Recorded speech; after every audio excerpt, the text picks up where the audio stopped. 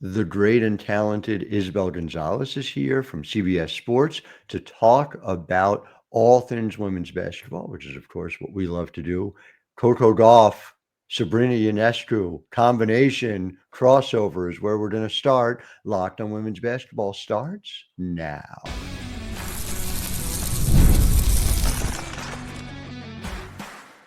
You are Locked On Women's Basketball, your daily podcast on women's basketball. Part of the Locked On Podcast Network, your team every day. Hello and welcome to Locked On Women's Basketball. I'm your host, Howard Megdal, and I want to thank you for making us your first listen every day. Over 350,000 of you showed up in May alone, the way we show up for you 6 days a week. Of course, it is not just me, it is the incredible group over at The Next, at thenexthoops.com. We have over 100 reported pieces on the past, present, and future of women's basketball. $9 a month or $72 a year. You can get it all delivered right to your inbox. Sign up, become a subscriber today. And so, always excited to have these conversations. Isabel Gonzalez, who is doing tremendous work covering the game at the college, at the pro level for CBS Sports. And Isabel has a piece actually about this, about Coco Gauff, who was at Tuesday night's game for the New York Liberty. But first, we're going to go to our Jackie Powell, who was there, who spoke to Sabrina about it. And then Isabel and I are going to talk about this kind of crossover moment. We're going to talk about Paige Bueckers and her return, and a really interesting feature that Isabel is working on with the Atlanta Dream. So, Isabel, first, let's listen to Sabrina about last night. New York Liberty defeated the Chicago Sky 85-66 to become 9-0, and it was their fifth blowout win of the season. But what really piqued the Barclays Center audience was when the crowd found out that Coco Gauff, the newly crowned French Open champion, was in the building. You notice how loud it got in Barclays when she was introduced? I did, because our coaches were like going like this. I think they were trying to talk through some actions, and the crowd, I don't think I've heard it louder for someone in attendance than for when she was announced today. I felt like we were scoring her on a run, and I look up and it was her being announced. And so I think she knows she has obviously all of New York behind her. All of us were such big fans of her. Everyone was watching the match, cheering her on. And I think it's just super important. Women supporting women and thriving in our sport and continuing to be there for one another and showing up to games. Isabel, you had the chance to write about this as well. Take me through why this was such a resonant moment in women's sports writ large, in your view. So I don't know if a lot of people know this, but I am also a tennis writer at CBS Sports. So this was kind of like the perfect combination for me. Like both of my worlds came together, and that was great. Also a huge Kobe Bryant fan. So what was so special about it is that obviously getting a standing ovation is really cool. I heard it was the loudest moment of the game. But she really deserved that. I think Coco has been kind of going through like regular ups and downs in her young career. And she upset the world number one. She's world number two, so maybe it doesn't seem like a huge deal. But Sabalenka has been really dominant. So for Coco to do that and, make history while getting her second Grand Slam trophy, that's really cool. I think she was the first American woman to win it since Serena Williams. So it's kind of awesome to be compared to someone like that at 21 years old. But what made it even cooler is that she wasn't just sitting next to the Bryant family. Like she has a backstory with that because she was a young star. She turned pro when she was, I think, like 14, 15. And Kobe talked about her a lot before.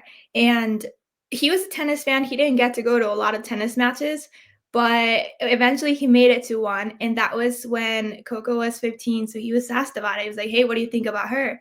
And he said, as a young player, you have a lot of things in your plate. It's going to be like media stuff, a lot of outside noise, but you got to map out what you want your career to look like. And you got to work on that. So Coco is still, of course, really young, but she did follow a lot of that advice. It was really cool because in 2023 at the US Open, she was quoting Kobe Bryant. She made it to the final and she was like, job's not done yet. She had that whole serious face, like, not done yet. I'm not going to celebrate that I made it to the final.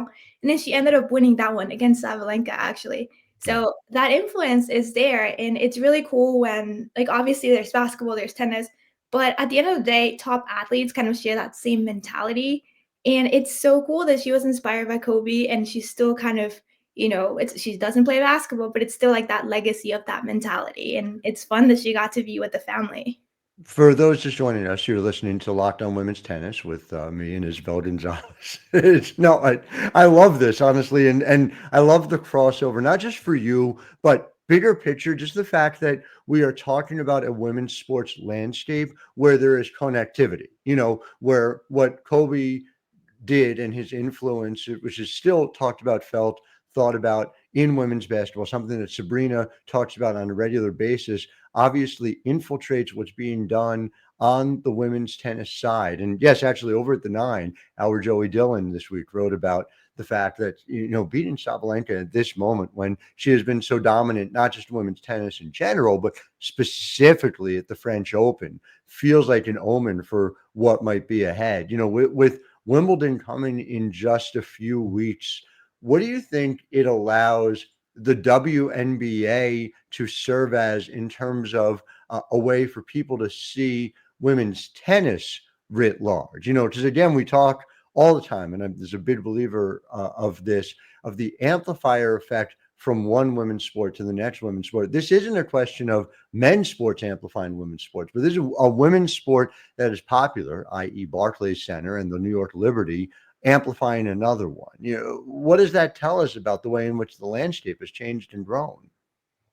I think it tells us that, of course, like obviously I mentioned Kobe, but this story is about Coco and like her influence. And I think it's really cool that now we see women athletes that we can look up to and that people recognize is not just because of like, oh, she knew Kobe. Like Coco has or she like got inspired by Kobe. Like she has her own fans, she inspires people herself. And it's really cool to see that, like once the Williams sisters retired, or Venus is still playing, but not as much anymore. But once Serena retired, everyone was kind of like, well, what's going to happen with tennis? But you got Coco Gauff, who's really stepping up to the plate. And it's awesome because it's not just women's basketball that's growing. You also see it in tennis. And seeing those crossovers is cool because, like you said, it's not just men supporting women. Women have enough power to support each other. And at a lot of the Grand Slams, you see a lot of NBA players. They show up, they're kind of like supporting and stuff. So people talk about like who showed up to the game or to all the matches. But I feel like you don't need necessarily like Dirk Nowitzki being there to talk about it because Coco Gauff will be enough. Or, if a WNBA player showed up, I think at this point, people know who Zabert is. So showed up, like that's pretty cool to see. Just seeing that grow for her, but what it means for other athletes as well. Like she said hello to Angel Reese after the game, and that was like a cool little crossover. People were like, "Oh, Coco Gauff and Angel Reese get along." Obviously, it's Sabrina Ionescu, and she was celebrating in the locker room with the Liberty afterwards. So it's cool to see. It's like your two favorite series kind of having that crossover episode. That's true. And that was the thing that really struck me too, was Angel Reese talking post game about what it meant to her to have Coco there, in the same way that when Angel has been showing up places, it has made a ripple effect beyond and sort of outside the world of women's basketball. Yeah, no, it's being part of the broader culture. And I know our Jackie Powell will be really proud of me for talking about this, because this is the thing she has harped on for years, about the fact that where the WNBA crosses over with broader culture has an impact overall on the power of women's sports. So it's great to see. Obviously, this is one of many stories. I'm so amazed by your range, and I'm really excited to sort of get into it. So we're going to go rapid fire in segments 2 and 3 about those, including, of course, the imminent return of Paige Bueckers. So much more with Isabel Gonzalez of CBS Sports. I'm Howard Megdal. You're listening to Locked On Women's Basketball. But first, Locked On Women's Basketball is brought to you by Wayfair. And look, when you step into your outdoor space, you have the opportunity to not just feel like you're outside, but feeling like you've escaped into a personal oasis. Wayfair gives you the opportunity to update, whether it's your patio, your balcony, doesn't matter. It can turn into a space that feels like you. Wayfair has everything you need to level up your outdoor space: conversation sets, outdoor bars, fire pits, hot tubs, gazebos, you name it, even string lights, which is honestly like the key for us. When we go into the backyard, I have those string lights on and it's a beautiful evening, I feel more at peace. Wayfair helps you get there. So don't wait. Make your outdoor space your dream oasis today with Wayfair and enjoy it all summer long. Head to wayfair.com right now to shop a huge outdoor selection. That's WAYFAIR.com. Wayfair, every style, every home. Howard Megdal here, Locked On Women's Basketball, joined by the great Isabel Gonzalez of CBS Sports. And obviously, a critically important story here in the WNBA is the potential and imminent return of Paige Bueckers to the Dallas Wings. Isabel, take me through how Dallas has navigated her absence, and what it will mean for Dallas to have Paige back on the court. Well, I think it's no secret the Wings have been struggling a lot this season. I think even before she was injured, they were still working on that chemistry. So having her gone, that meant, you can't really work with one like your star player and like form that chemistry with her. But the main issue was not having a true point guard and someone who really helped them get a more consistent offense and put players in their place. Dejanay Carrington did a pretty decent job in some of those games. And Paige actually joked about it.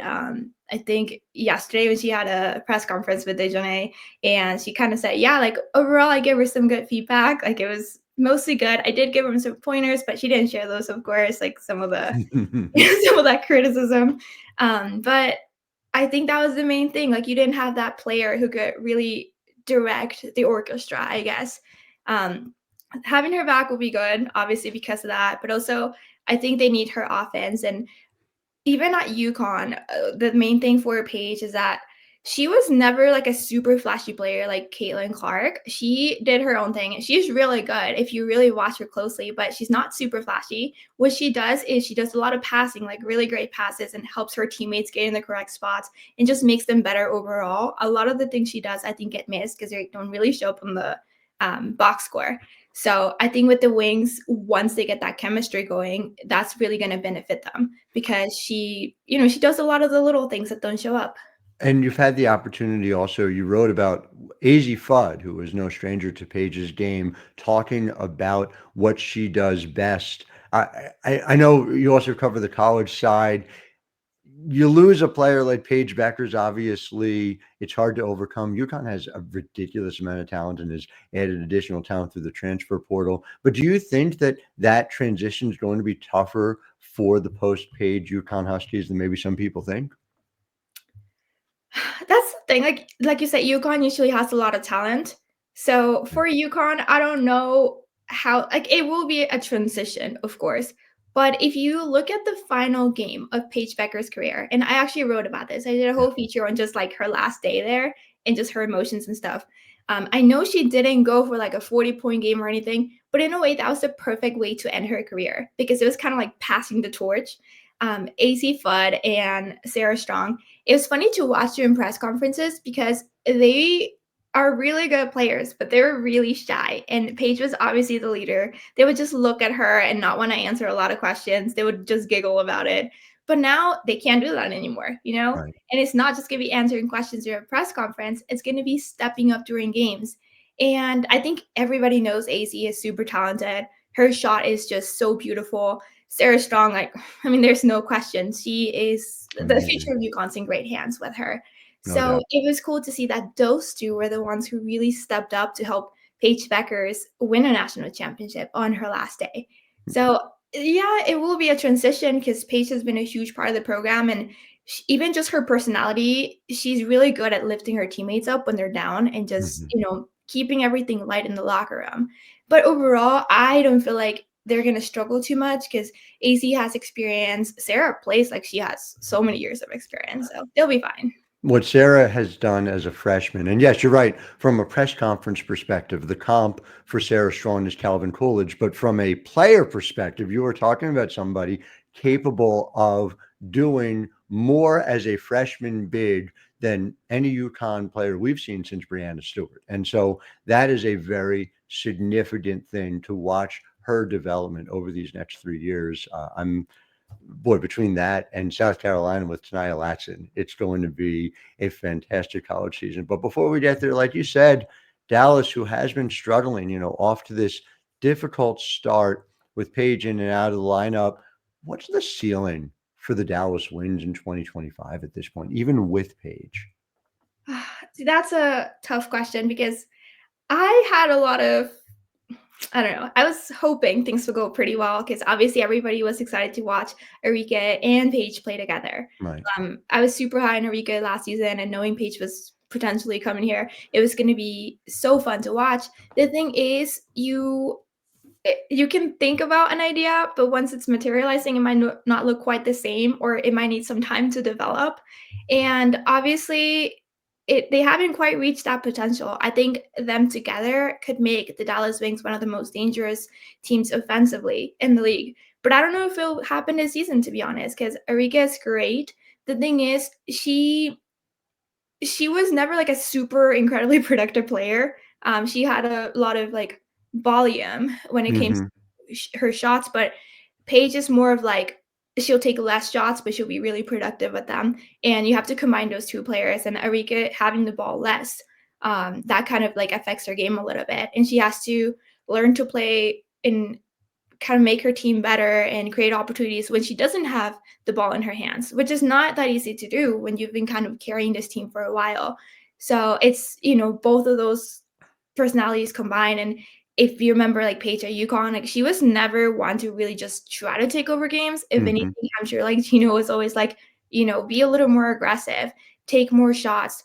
So if you have a player who's adjusting, who's Arike, and then a player like Paige, who's a rookie, she's still a rookie, so it's going to take her some time, but she was never super aggressive, or most of the time she wasn't.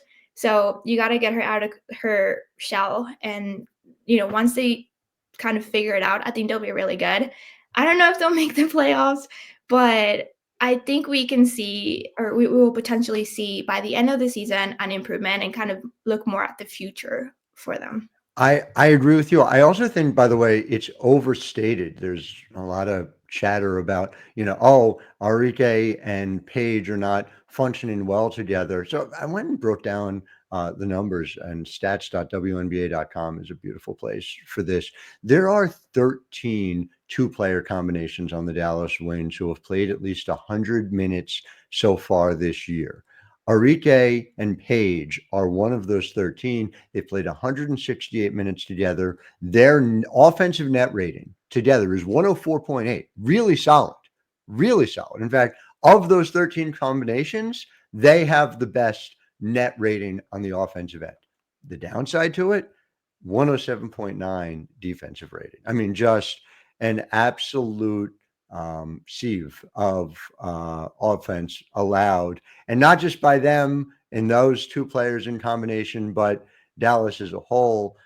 For all the conversation about the offense and figuring that out, to me, the defensive end is where there's still very much a work in progress. So I agree with you. I think playoffs are going to be tough. I also think you have effectively 6 teams at the bottom end of the WNBA, and a couple of those teams are going to make the playoffs. So at least one will make the playoffs out of that group. So very interesting to see that. So want to talk more about the rest of the league as well. You're working on a story about the Atlanta Dream practice facility. We're going to talk about that, get a little bit into some takeaways from Dawn Staley's book, which I know you had a chance to write about as well. Much more in segment 3 with Isabel Gonzalez from CBS Sports. I'm Howard Megdal. You're listening to Locked On Women's Basketball. But first,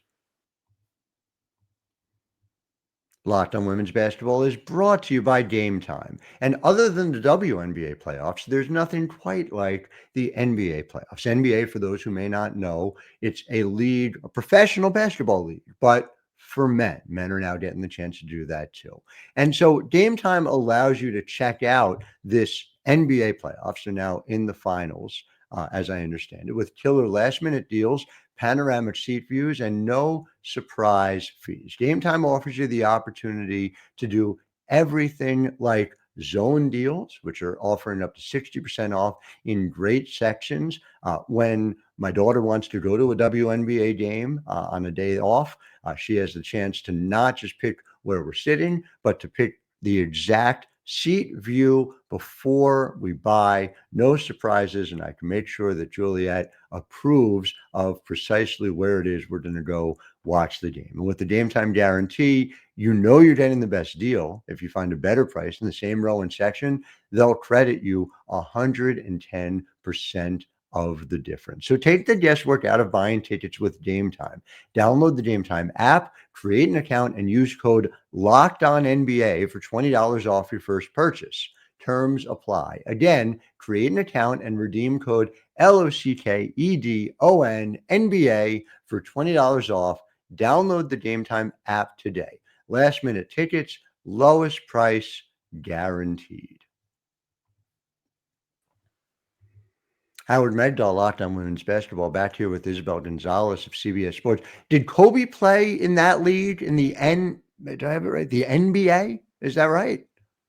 I don't know. It sounds familiar. Okay. Yeah, we'll have to go back and I believe he did. we'll do a little research about it. But yeah, good for men getting the opportunity to do what the WNBA does so well It all the deserves to be time. talked about more, I think. Yeah, I guess so.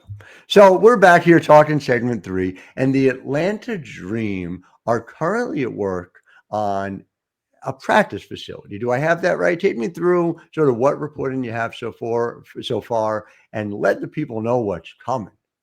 So I'm doing like a pretty unique story on a practice player, and he kind of gave me just his experience, like kind of like that behind the scenes type of look, because I feel like we don't really hear much about what practice players do or their background. We know there are male practice players with the WNBA players, and that's it.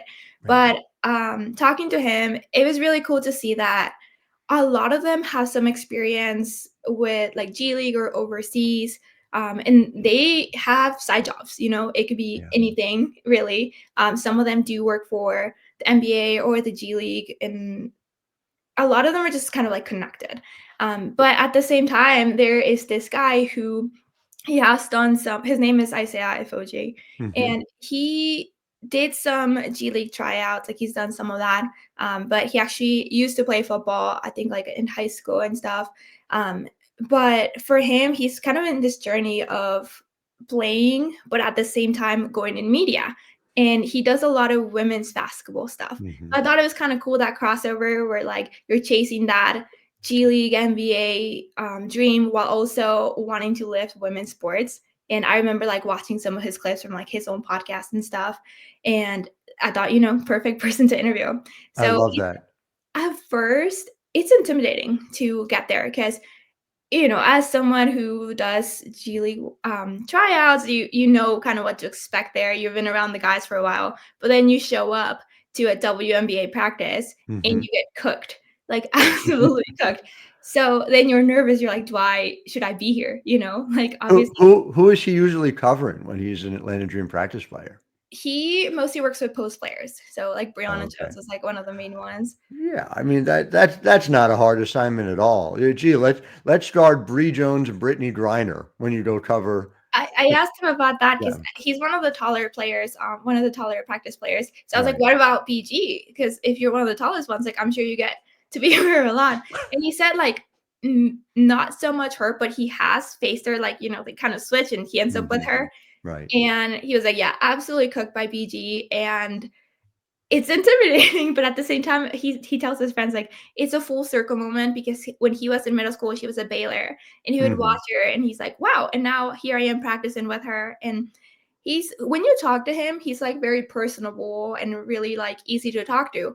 But being at a practice with professionals, he says it's intimidating, and he's very shy. So there was one time where he was just shooting right before practice, and BG walks in and she's like, you're gonna miss that. And he was kind of like, oh yeah, I probably will miss it. He's kind of like trying to joke back. And I was like, oh, so did you make it? He's like, that's not what's important here. What's important is kind of like, she did that like to kind of help me feel less tense. And he Sure. had a lot of those moments. There was one where somebody brought some cookies and it was during a training camp, and he was not sure if he should take a cookie because at the very beginning he was like, oh well, they're WNBA players, I can't take their water, I don't want to, Sure. How do like, you belong? yeah, Yeah. like, I don't want to take her cookies, like she probably brought them for the teammates. But he kept kind of like eyeing them, and there was another player next to him, and she was like, what are you doing? And he's like, oh, well, I wanted a cookie, but she was trash talking earlier, I don't think she likes me, so I don't think I'm gonna grab one. And she's like, nah, stop being weird. So she calls the other player over, it's like, hey, he wants a cookie. And he was like, that was a weird moment, but when I was driving home, I was thinking about it. It's like, yeah, it was just a cookie, it's no big deal, I'm here for a reason. So Mhm. it was fun to hear all those experiences because WNBA players, we see them on the screen when Yeah. they're playing, and it looks very intense. But when you are actually around them, of course, practices can get intense, but they're also human beings. So hearing from a quote unquote normal person being around them, obviously he's not a normal person, he's an athlete, but But someone still, who's not a WNBA player, being that's right. around them and seeing that level in which they play, but also being humble. I think that was really cool to hear. I love that you're doing that. And yes, again, this idea that those two things are not compatible. I had the privilege of covering Sylvia Fowles for years, and somebody who is known as Sweet Sill off the court, but is as fierce a competitor as you're ever going to see. Both these things can be true, and the fact that you can highlight that they contain multitudes, again, very on brand for the work that you are doing. Before I let you go, just take me through. I've got Dawn Staley's Uncommon Favor on my stack. I'm really excited to read it. You had a critical takeaway about a job that she was offered and considered before going to coach at South Carolina. Take me through that anecdote out of her new book. Yeah, she has a lot of cool anecdotes because she gives you Dawn Staley, literally just herself. Mhm. And she got offered a job at Alabama, but she was like, I don't know if I can really live there. So she just sort of let it go. But then, like a year or so later, she got offered to coach at South Carolina. And what was super interesting about that is that when she was young, she had been to South Carolina. She had been there, and she was like, I liked it okay, but I wasn't gonna live there. She's Mhm. a Philly girl. She Yeah, was not that gonna she go to is. South Carolina. Different type of culture. But her family's from there. So when she got the job, it was a really cool moment because she talked about like her mom, how she ended up in Philly. Mhm. So she pretty much, during her time in South Carolina, she had gotten sent by her mom to go get some meat. Mhm. And then the person there gave her just like spoil meat. It wasn't really good. And she was not happy about that. She was like, I can't take that to my mom, which is Dawn City's grandma. She's like, I Right. can't take that home. So she just walked away. And that was not a thing you did back then because that was a white man. She was Black woman, so Yeah. you can't really do that. And she was young; she was a teenager. So then her mom sent her packing and sent her to Philly. So Dawn Staley talks about the irony, like her family got pretty much kicked out of South Carolina, and now Dawn Staley came back, and she's amazing there. She's a legend there. So I think it's really cool just to see how things have changed, and just really just have to be happy for her because when And you read the book, that's not the only cool experience she has, and she's just very honest about her feelings and everything. that's the best part. Dawn Staley is always real. So really excited about that one too. Well, speaking of someone who's always real, Isabel Gonzalez, you are doing the good work. Make sure you check out everything she's doing at CBS Sports. It spans, as you can see, multiple different sports all the time. Thank you for joining us, Isabel. Always good to chat with you. To our listeners, thank you for making us your first listen every day. We will be back with you tomorrow, as we are 6 days a week. Until then, I'm Howard Megdal, wishing all of you a wonderful Wednesday.